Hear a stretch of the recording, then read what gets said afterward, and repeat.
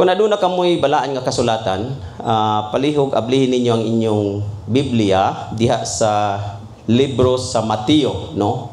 Kini maulamang kini ang atong patukuranan, no?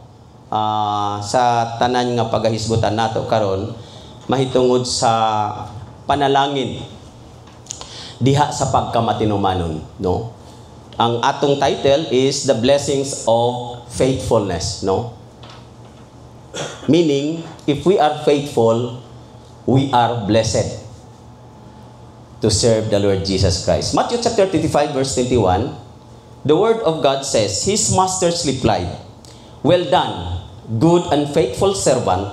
You have been faithful with a few things. I will put you in charge of many things. Come and share your master's happiness." Ang panalangin diha sa pagkamatinumanon. Kung inyong gipamalandongan pag-ayo ang pasid sa balaang kasulatan, kining maong sugilanon, istorya may tungod sa usa ka agalon. Og ang agalon nagabilin siya og usa ka kabilin ngadto sa iyahang mga ginsakpan. Butang lang nato ginsakpan, no? Katong gibinlan niya og mga butang nga diin gusto niya nga matinumanon ka nga mo execute niini nga butang. Kung imong tan-awon ang Biblia, dunay gitawag niya dito og 1,000, 2,000, 3,000, no? Laktod nga pagkaistorya because we are all familiar of this passage, no? Then pag uli niya ang gihatagan niya og 3,000, ingon siya nga, ingon siya, niya ang interest. Tungod kay akong gi-invest ni, faithfully, tungod kay nahadlok ko, o mubalik ka, mangita ka niini. Then, unsa iyang gigon? Well done, good and faithful servant. You have been faithful with a few things. Matod ba niya, I will put you in charge of all the things or more. In other words, when we are faithful to do in God's work, matod pa niya, God will entrust us sa dagko pa nga mga butang. Ikaduha, katong yatagan niya 2,000. Igo siya ni ara, no? Nagdubli pod. Laktod nga istorya siya, well done, good and faithful. Sulod sa akong panimalay, matod pa niya, og makigsalo sa akong kalipay. Kay siya nga kasaligan sa gabay nga butang, piyalan ko siya og daghan pa nga mga butang.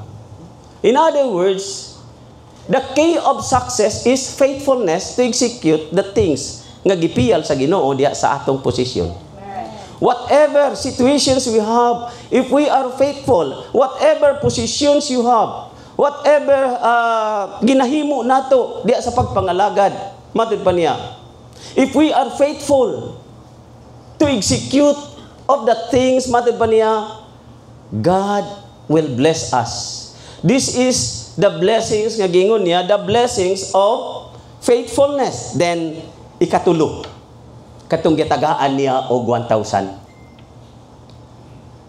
Pag-abot sa iyang agalon, ingon siya nga, Master, I know nga ikaw bangis ka. Ikaw masuko ka. Mao nga niya katong imong gihatag kanako. Wala ko gyud ni gihilabtan, ako ning gitago. Ingon siya, kay dili man kakapiyalan sa gamay nga mga butang. Pahawa sa akong atubangan. O kanang imong gigunitan, ingon siya, nasa gisugo, kuhaan na og ihatag ni adtong naa. Kita ni mo na. The more hinuon naa sila'y panalangin, the more naa sila. Why? Because the secret of success and blessings that we want in our spiritual service is ang pagkamatinumanon nato diha sa atong pag-alagad. Now, when we look about faithfulness, unsa may buot pasabot aning faithful, no? That is the short background atong gisgutan kaganiya. the short background of the text, no? Now, matter ba niya, the blessings of being faithful, unsa man yun ning faithful, no? Kabalo ko nga kabalo na mo unsay faithful, matinumanon. But there is a deep meaning of what we call faithfulness. First, matter ba niya, being faithful, matter ba niya is loyalty. Kung ikaw matinumanon diha sa imong pag-alagad, loyal ka diha sa Ginoo, and whatever things that want to hinder our spiritual service, dili gyud ka mulingaw diha, no? Tan-awa ra gud ning sa politics. If you are loyal sa usa ka kandidato, pag mudaog na, di yun ka niya kalimtan. Mapanalanginan yun ka, kay ngano man, naa kanimo ang kinaiya sa giitawag, faithful nga servant. Loyal, matod pa niya. Ikaduha, nga kahulugan sa faithfulness is consistently. Mapinadayunon, dili gaundang-undang, no? Kanang init lang ka mo alagad sa Ginoo, pag doon na kay problema, doon na kay panginahanglanon, doon na kay balatian, dili na mao ang faithfulness. Because faithfulness is not only a loyal, but matod pa niya, faithfulness is consistent. Mapinadayunon sa pag-alagad. Talking about our spiritual service is mapinadayunon kita diha sa atong pag-alagad sa Ginoo. Ikatulo, matod pa niya, the definition of faithfulness is not only loyal, consistency, but matod pa na, reliability. Kasaligan ka diha sa imong pag-alagad. What the master said to the servant, matod pa niya, kasaligan ka sa gamay nga mga butang, piyalan ko ikaw sa dagko nga mga butang. During sa election, murabag na master yun ako pag-ayo basta election, ganahan ko kay dunay mga trabahante, no? Trabahante, talking about reliability kanang kasaligan, dunay mga trabahante nga wala pa ni abot ang eleksyon, namili nag-unsang posisyon ang ilahang akupahon. Unya, matod pa sa among muraba o campaign manager, dili gani ka ka-execute ka pa meeting og 5 ka tawo, mangangkong kag dagko nga posisyon pag sure. The same also what had happened diha sa atong pag-alagad, nangandoy tag dako nga posisyon, dagko nga panalangin kay nagaalagad kita, pero gamay nga buluhaton sa simbahan, dili gani kita makaatiman. Reliability. Kasaligan ka in all positions that you have. Faithfulness is not just an action, but it is the position or heart's posture. Tanaw na ako ni sa dictionary ang posture, kana bang good body posture, kanang anak ka. Meaning, ang imong kasing-kasing sa pag-alagad, if you are faithful, matod pa niya, wala nagababag ang imong kasing-kasing, kundi ang imong kasing-kasing naka-tune in diha sa pag-alagad sa Ginoo. Amen? Amen. In other words, ang imong pagbati diha sa buluhaton sa Ginoo, dili paling-paling. Straight, nakabarog pag-ayo ang imong kasing-kasing. Why? Because God values faithfulness more than outward success. The bottom line is we need to be faithful. Number 2. Point number 2, faithfulness to God brings spiritual blessing. What is spiritual blessing? Not only material blessing, but brings spiritual blessing. What are these spiritual blessings? First, matod pa niya, you have a closer relationship with God. Kung ikaw matinumanon sa pag-alagad sa Ginoo, matinumanon sa pagbuhat sa buluhaton sa Ginoo, matinumanon diya sa pagsimba, pagampo o whatever, buluhaton spiritually, matod pa niya, mutubo ug musuod ang imong relasyon diha sa Ginoo. Unsa gingon diya sa James chapter 4 verse 8? Draw near to God and He will draw near to you. Kung kanunay ka nag-alagad, kanunay ka nagpahiduol, ug ingon siya, ang Ginoo duol usab kanimo. Kanunay siya nagapaminaw diha kanimo. Why?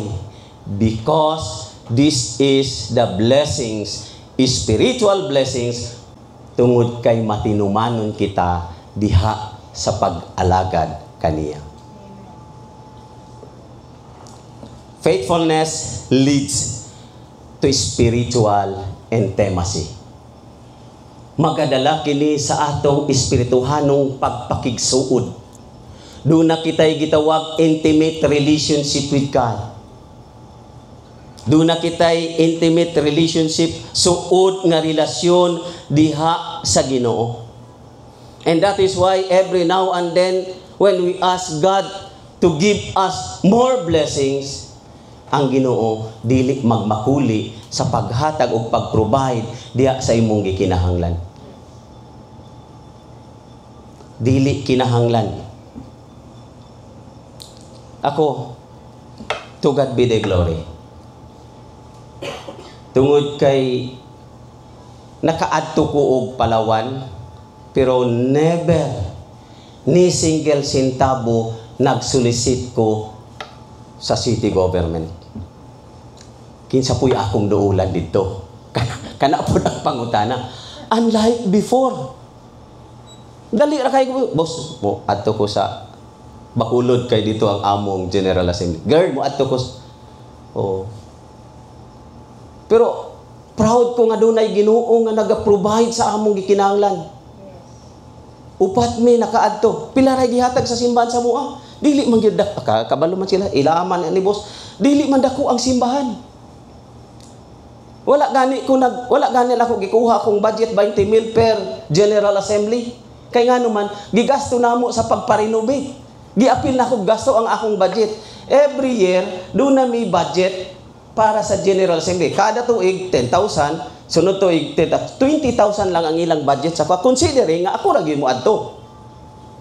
Although, entitled me og upat kay every baptized believer, kinahanglan dunay every 25 baptized believer, according to the policy sa Blue Book, ingon siya, the church entitled to one delegate, official delegate, both head delegate sa General Assembly. Pero wala to. Kung siya ilang gihimo, sila ray nagdesisyon, ako mosugot mo og dili mo adto ko og Palawan. Ayaw mo ka problema kay ang atong budget wala na. But God will provide. Yes. God will provide. God will make a way. Nakatigom sila og 15,500. Maura to. Nya upat mi. Do dili nila responsibilidad ang mga bata. Kami lang yun ni pastora ang ilang responsibilidad. Pero dili enough. Sa ticket pa lang daan, nakagasto mi og 38,000.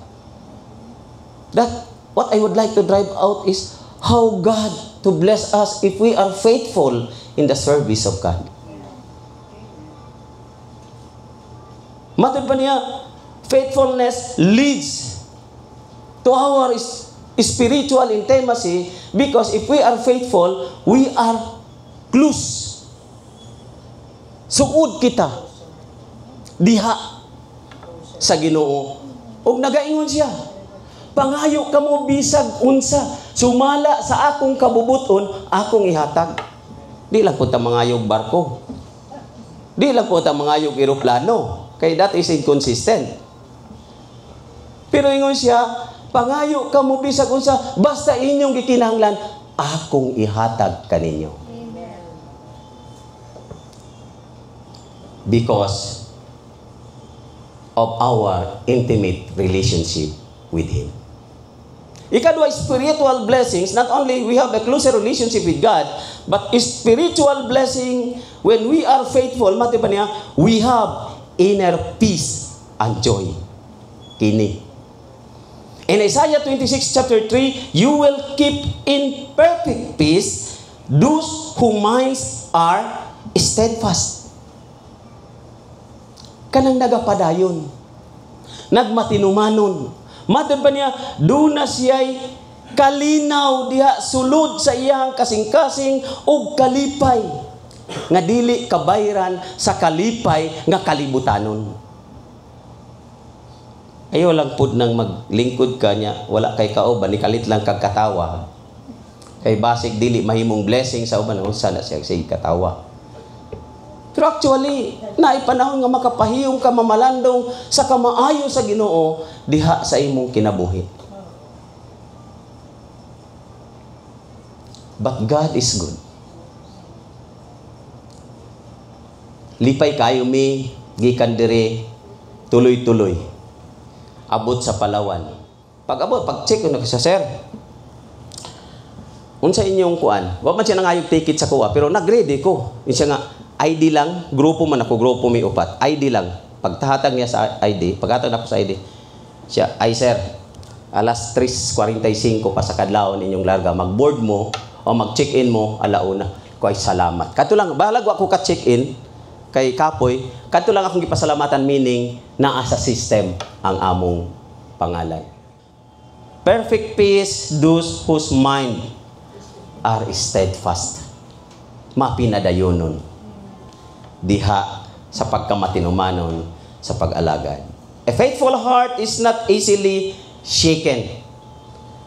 Ang matinumanon ug matinud-anon nga kasing-kasing nga nag-aalagad, dili dali mapanik, dili dali matarog, lig-on ang iyahang baruganan sa bisan unsang sitwasyon diha sa atong kinabuhi.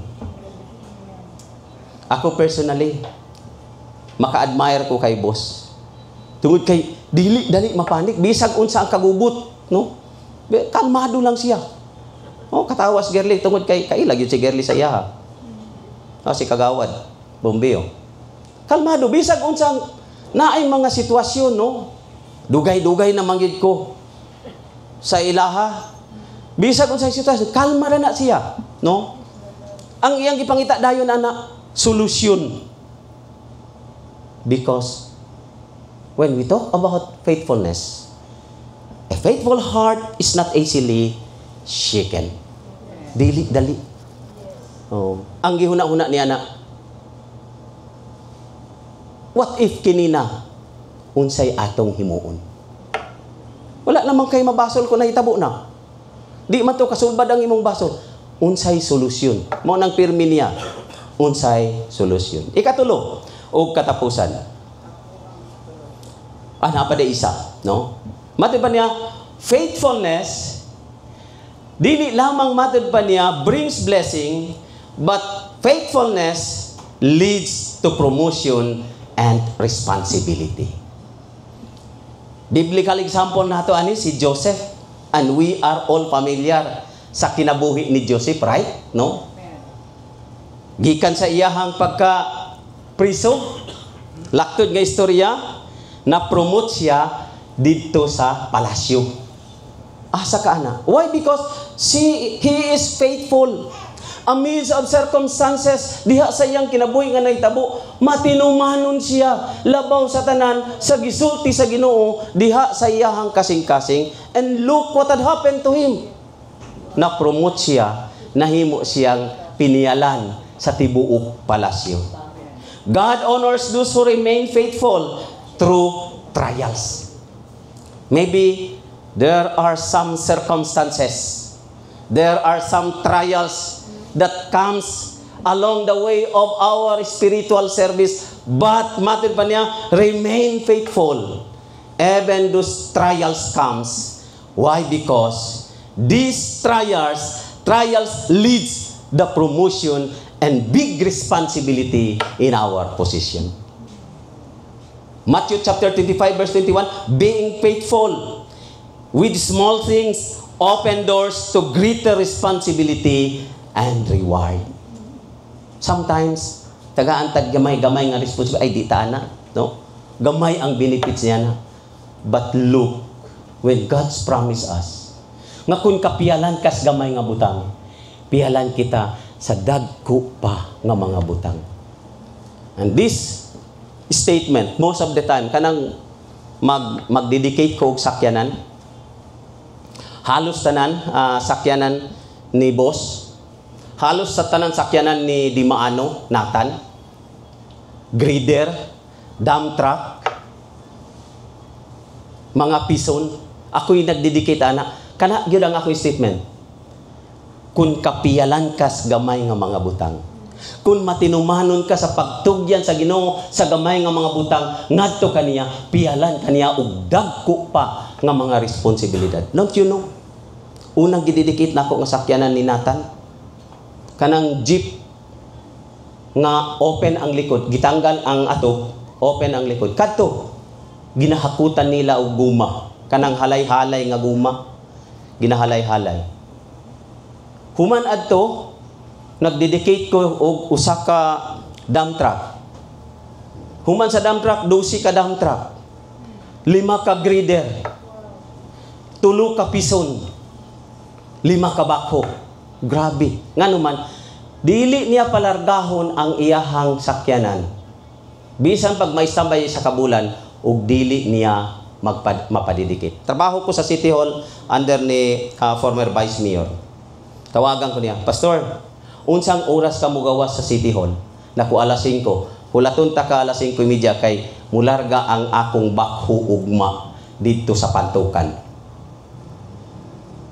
What I would like to drive out in this simple illustration, mati pa niya, being faithful. Faithful with small things open doors to the greater responsibility and reward.